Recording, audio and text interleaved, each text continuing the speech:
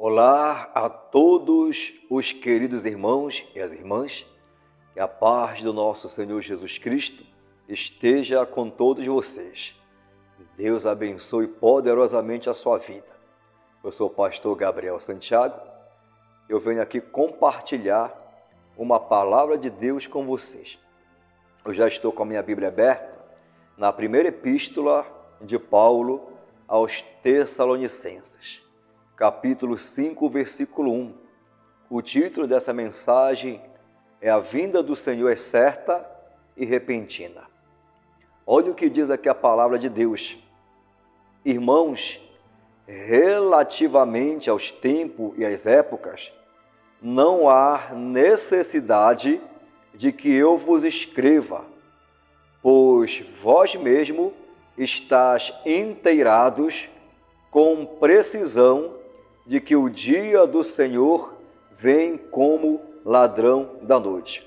Quando o apóstolo Paulo ele usa aqui nesse texto a palavra irmãos, irmãos, ele está se referindo à igreja, Ele está dizendo ali para os irmãos que não há necessidade que ele vos escreva, porque eles já sabiam que o Senhor Jesus ia voltar pela segunda vez, ele prometeu voltar, Ele já tinha prometido voltar, então ele já estava instruído. Aqueles irmãos ali que Paulo estava pregando para eles, escreveu a epístola, eles já estavam instruídos que o dia do Senhor viria, como ladrão da noite. Por que ladrão da noite? Porque o ladrão, meus irmãos, ele não avisa quando ele vai entrar numa casa para roubar, ele não avisa, ele chega ali de surpresa, e rouba os bens, e as pessoas nem vê quando o ladrão entra pela madrugada na residência. Assim será também o dia do Senhor, ou seja, ele vai vir de surpresa, ele vai pegar muitas pessoas desapercebidas, mas para aquelas pessoas, por exemplo, que já sabem que ele vai voltar, que já esperam o arrebatamento da igreja, não vai ser surpresa. Não tem como ser surpresa para quem já sabe que ele vai vir. Então, na volta do nosso Salvador Jesus Cristo, muitas pessoas vão ser pegas de surpresa.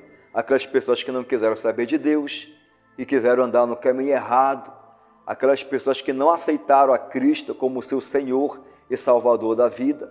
Então, para elas, vai ser surpresa. Mas para nós, que já guarda, que já espera o arrebatamento da igreja, não vai ser surpresa para nós. Por isso que o apóstolo Paulo ele diz que o Senhor vai vir como o ladrão da noite. Aí diz aqui no versículo 3, quando andares dizendo paz e segurança, eis que lhe sobrevirá repentina destruição, como vêm as dores de parto. Aqui está para dar à luz, e de nenhum modo escaparão. Olha como vai ser triste, meus irmãos, as pessoas que ficarem, as pessoas que perderem a sua alma, porque não tem o maior tesouro que o homem de Deus, a mulher de Deus pode herdar na vida dela, não é os bens materiais que ela tem, não é a sua casa, não é o seu carro, não é o dinheiro, mas é o nome dela, está escrito no livro da vida. O maior tesouro, o nosso maior tesouro é o nosso nome, está escrito no livro da vida. É nós ter a presença de Deus, é nós ter o nosso Senhor Jesus Cristo conosco. A Bíblia, ela diz que quando andarem dizendo paz e segurança, o anticristo, quando ele se manifestar, o anticristo, ele vai trazer a falsa paz, ele vai vir com um acordo de paz, uma paz falsa. A Bíblia diz que quando andar dizendo paz e segurança, eis que lhe sobrevirá repentina destruição. E a Bíblia diz como vêm as dores de parto. Você sabe, meu amigo, minha amiga, quando a mulher ela vai dar à luz ao seu filho, ela sofre. Quando ela vai ter o parto normal, ela sofre, ela sente as dores. Por isso que a Bíblia diz, ela dá esse exemplo aqui, Paulo usa a mulher, que assim vai ser no dia do Senhor. A Bíblia diz, quando andar dizendo paz e segurança, lhe sobrevirá repentina destruição, como vem as dores de parto. E a Bíblia diz que de nenhum modo escaparão. Ou seja, aqueles que não quiseram saber de Jesus, aquelas pessoas que zombaram, que escarneceram, que andaram no caminho errado, ou seja, a Bíblia diz que não escaparão. Aqui no versículo 4, mas vós, olha o que o apóstolo Paulo diz, mas vós, irmãos, mais uma vez ele está falando com a igreja. Quando ele usa a palavra irmãos, ele está se referindo à igreja. Mas vós, irmãos, não estás em trevas, para que esse dia, como ladrão, não vos apanhe de surpresa. Olha só, a exortação de Paulo, a instrução de Paulo para os irmãos daquele tempo ali. Que nós não podemos estar em trevas. Por isso, a Bíblia fala que nós temos que orar, e não somente orar, nós temos que vigiar. Todos os dias, meus irmãos, nós temos que fugir da aparência do mal. É muito importante a vigilância. A Bíblia diz, vós, irmãos, não estáis em trevas. O apóstolo Paulo exortando para que os irmãos não andem em trevas, não se afastem de Deus, permaneçam na presença. Quantas pessoas, por exemplo, hoje, que aceitaram a Cristo, abandonaram o Senhor, voltaram para a vida errada, voltaram para o caminho errado, ou seja, não permaneceram. Não adianta só aceitar a Jesus, tem que aceitar e permanecer na presença dele, fugir do pecado, porque o pecado todo dia ele vai bater na nossa porta. E nós temos que fugir do pecado, vigiar, orar e vigiar. A Bíblia diz aqui, mas vós, irmãos, não estáis em trevas, para que esse dia como ladrão vos apanhe de surpresa, porquanto vós todos sois filhos da luz e filhos do dia. Nós não somos da noite e nem das trevas. Olha que palavra poderosa. Amém? A Bíblia diz aqui que aquele que está na presença de Deus, amém, ele é filhos da luz, do dia e não da noite. A Bíblia diz aqui, filhos da luz e filhos do dia, nós não somos da noite e nem das trevas. Aquela pessoa que anda com Deus, ela está na luz, ela está na presença, ela é filhos do dia, amém? Mas só que o pecado, irmão, ele apaga a luz. O pecado, ele apaga o brilho quando a pessoa, ela retrocede para o caminho errado. É por isso que nós temos que fugir do mal todos os dias. Versículo 6. Assim, pois não durmamos como os demais. Pelo contrário, vigiemos. Olha aqui a palavra, a importância da vigilância. Assim, pois, não durmamos como os demais. Pelo contrário, vigiemos e sejamos sóbrios. Vigiemos e sejamos sóbrios. O que é uma pessoa sóbria? Aquela pessoa que não está sob o efeito de álcool. Aquela pessoa que não se embriaga. Como assim, pastor, não se embriaga? Ou seja, aquela pessoa que não se embriaga ali com a contenda, com o pecado, com tudo aquilo que o mundo está oferecendo aí fora. Aquela pessoa que está guardada, que está conservada, tem que andar na vigilância. Não adianta, meu irmão e minha irmã, orar e cair no pecado.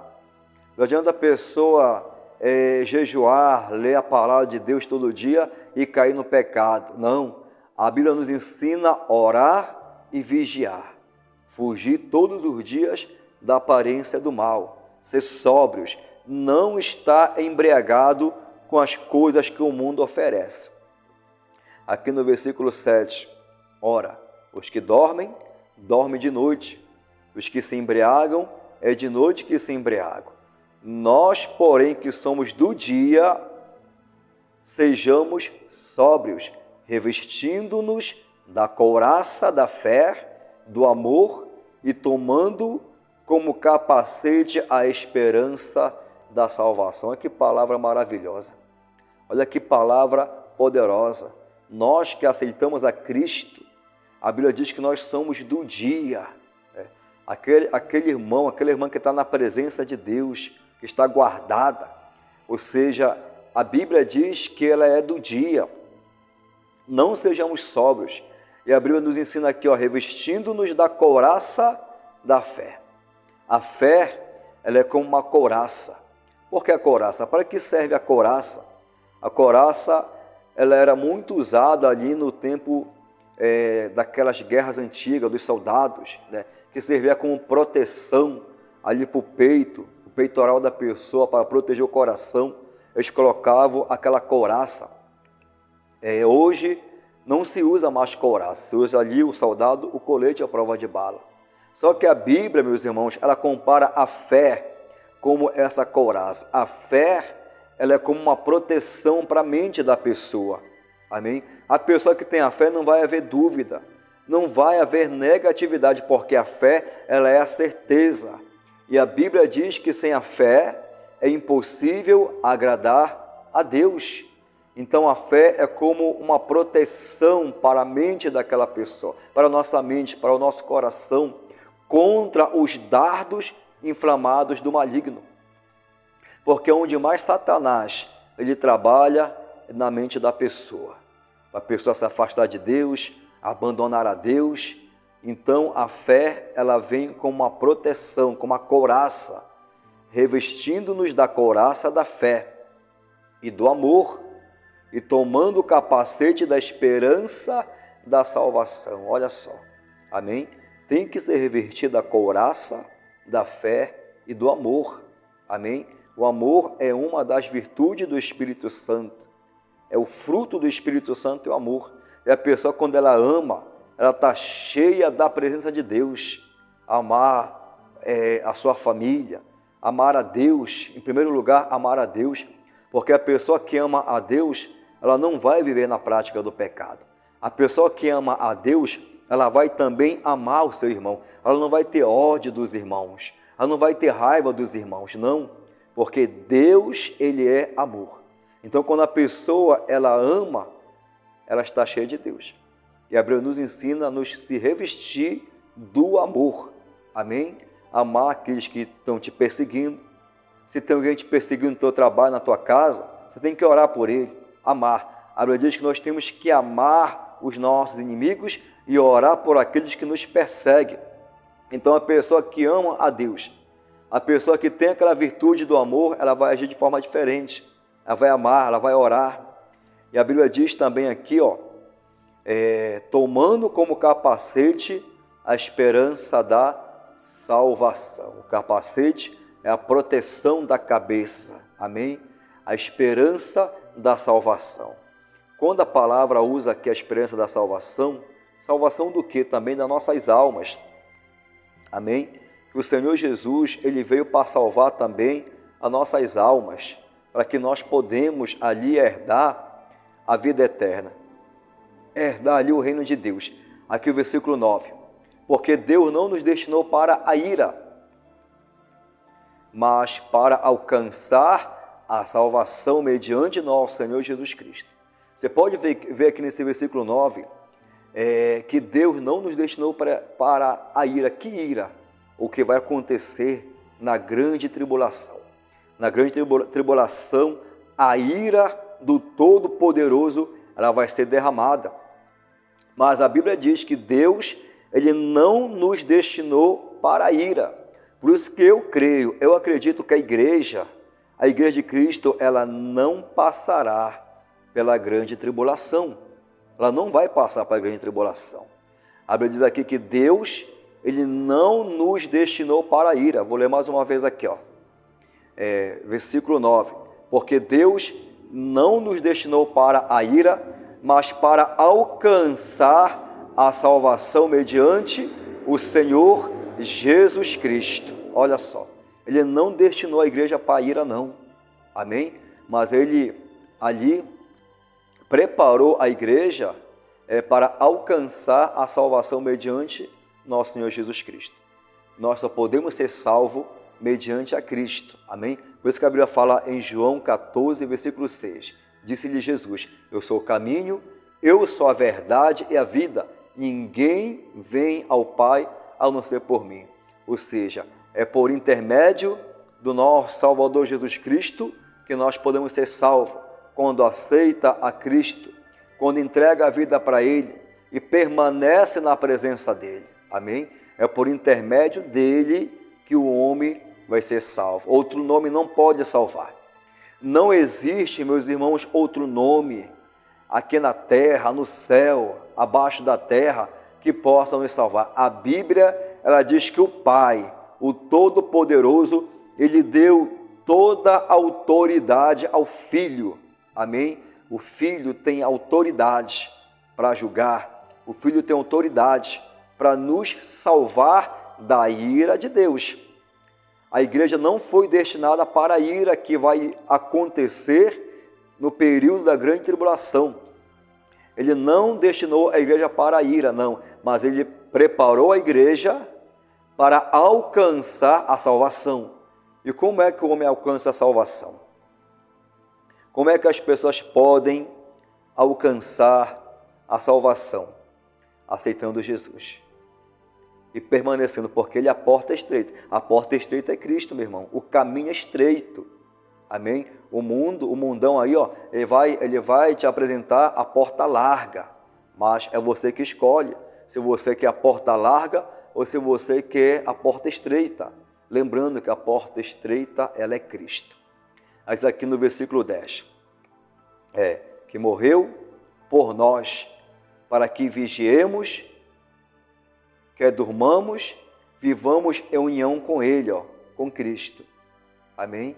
Nós temos que viver a vida toda em união com Cristo. Aqui o versículo 11. Consolai-vos, pois, uns aos outros, edificai-vos reciprocamente, como também estás fazendo. Amém?